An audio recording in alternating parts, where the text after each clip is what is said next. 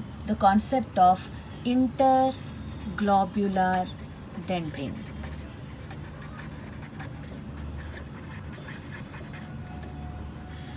What is interglobular dentin? It is hypomineralized area in dentin.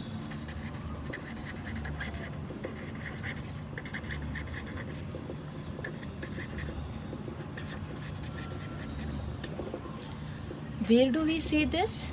We see it beneath mantle dentin zone, or you can say between mantle dentin and the circumpulpal dentin, or at the junction of mantle dentin and circumpulpal dentin. That is the location of interglobular dentin. Before we go into the details of understanding interglobular dentin, let's just make few things clear. We just understand what is mantle dentin and what is circumpulpal dentin. Now let's quickly draw part of the dentin to understand the location of mantle dentin and the circumpulpal dentin. See, this is the pulp zone. Here is the dentino-enamel junction scallop, the surface of the enamel, and here are the dentinal tubules running from pulpal surface to the dentino-enamel junction. Mantle dentin is the first formed dentin, and it is about 20 to 150 microns thick.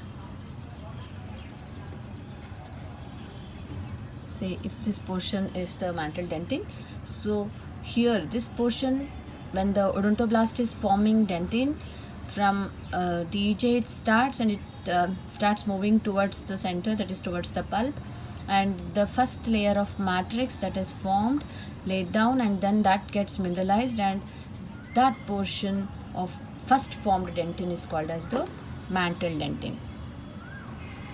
Here the orientation of collagen fibers, it's different, the mineralization quantity is different compared to the circumpulpal dentin. The rest of the dentin, which is around the pulp all along, it's called as the circumpulpal dentin. Here the collagen orientation is perpendicular to DEJ.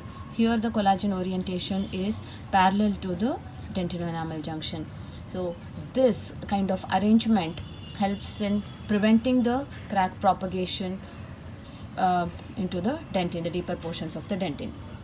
So this is all about mantle dentin and the circumpulpal dentin. Now coming to interglobular dentin, where is it located? It is located at the junction of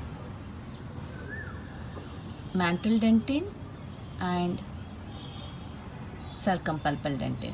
So somewhere here, if this much is mantle dentin and here is the circumpulpal dentin, at the junction of mantle dentin and circumpulpal dentin, we see the interglobular dentin. Okay, so this is interglobular dentin. How is this interglobular dentin formed? Mineralization of dentin happens through fusion of mineralizing globules. Okay, fusion of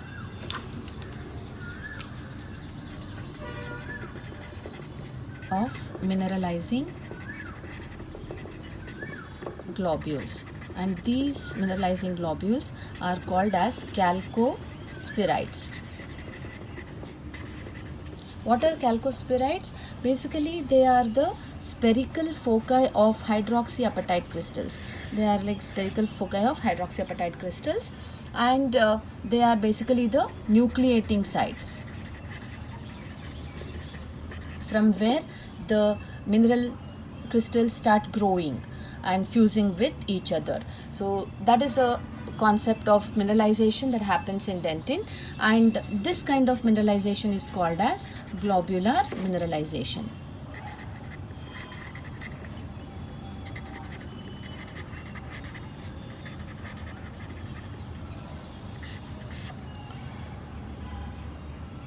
When these globules fuse properly, unhindered, they form homogeneous mineralized matrix of dentin.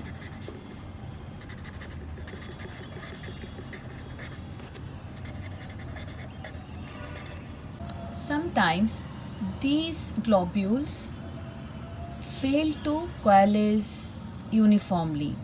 So what happens is an area of hypomineralized dentin will remain.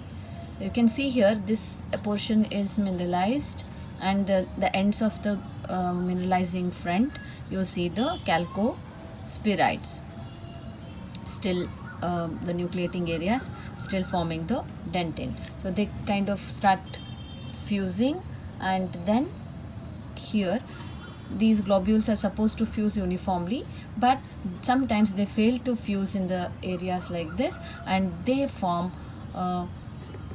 unmineralized or a hypermineralized area. So you can see here this is a calcospheroid mass, and if this area does not fuse well, you end up having the hypermineralized area, which are shaped like this, and these areas are called as the interglobular dentin. This failure to fusion happens because the initial phase of mineralization is very rapid, and hence the process is not well coordinated or smooth, and the faults end up happening in this region. That is where we have the interglobular dentin formation. Interesting thing is, through this interglobular dentin there is dentinal tubule passing uninterrupted.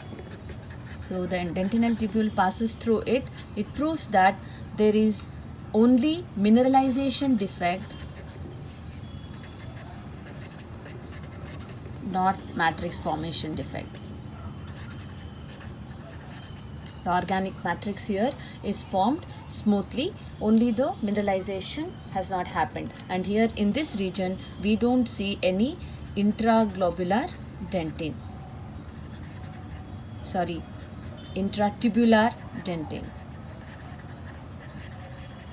or the older term called as peritubular dentin. That dentin is not formed because that's the highly mineralized dentin. Then here is the mineral formation defect. So we don't see intratubular dentin in this interglobular dentin region.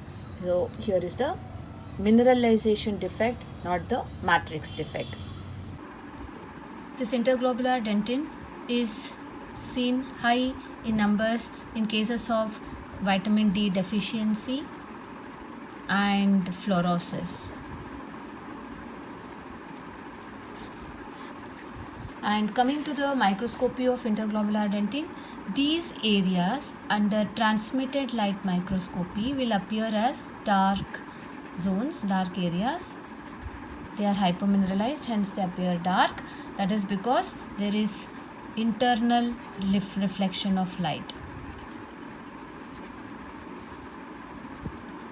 under transmitted light microscopy. So when the light gets reflected back, we don't see, the observer will not see any light, hence these areas appear dark. Another interesting thing, as I've already mentioned, that the dentinal tubules are seen to be passing through this less hypermineralized area,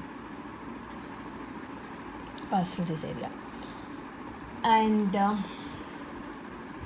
these mostly appear kite-like.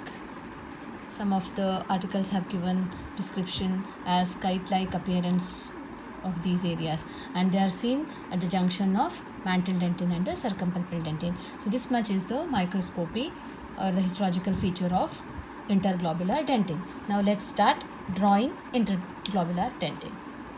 We need a lead pencil, a sharp one, and a brown pencil to draw the enamel.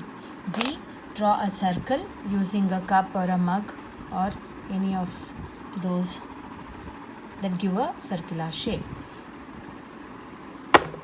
Now we will divide the portion into a part of enamel, dentin and pulp portion. So this is a zone of pulp.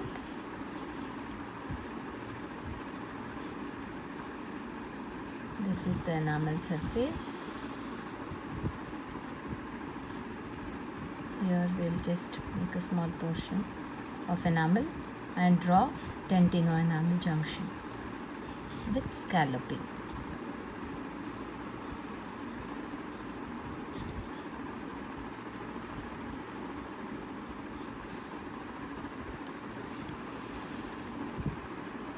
And we start drawing the dentinal tubules. As I have already mentioned in my earlier videos, that dentinal tubules take a S-shaped course from pulpal surface to the dentino-enamel junction with the first convexity towards the root end.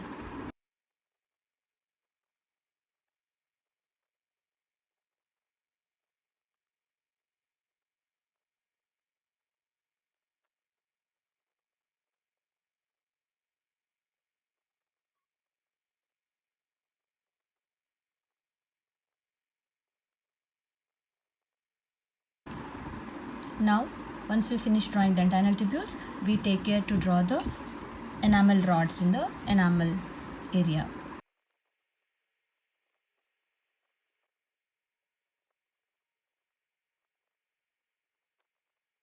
Once we draw the enamel rods, we draw the stria of Retzius, which run obliquely. Now, the key feature, that is the interglobular dentin. So we can just turn the page to make it comfortable for us to draw the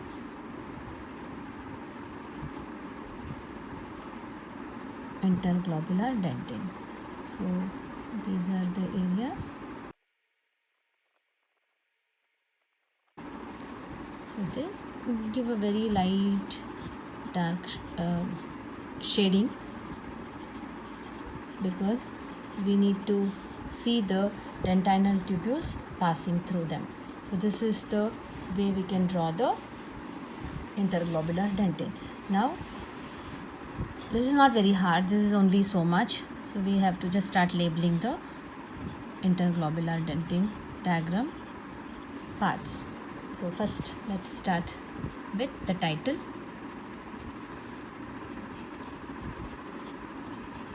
Interglobular dentin.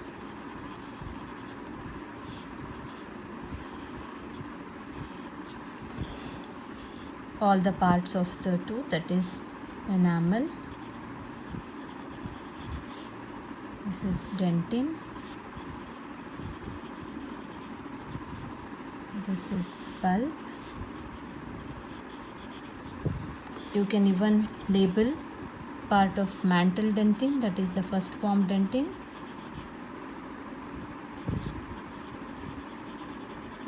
You can label the circumpulpal dentin.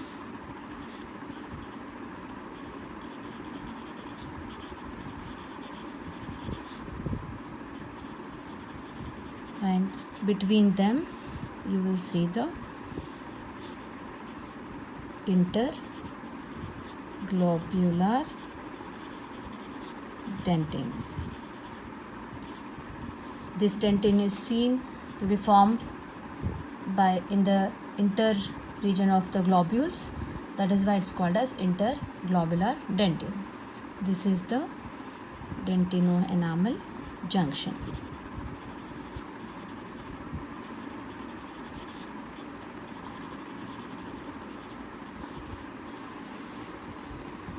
So these are the labelings that you need to do for interglobular dentin. You can label few more structures, as in stria of Retzius, enamel rods, whatever you feel like, but the main part, as in all the parts of the dentin, as mantle dentin, circumpulpal dentin and interglobular dentin, should not be missed. So this is the diagram of interglobular dentin. Hope you liked it. Hope you understood every part of it.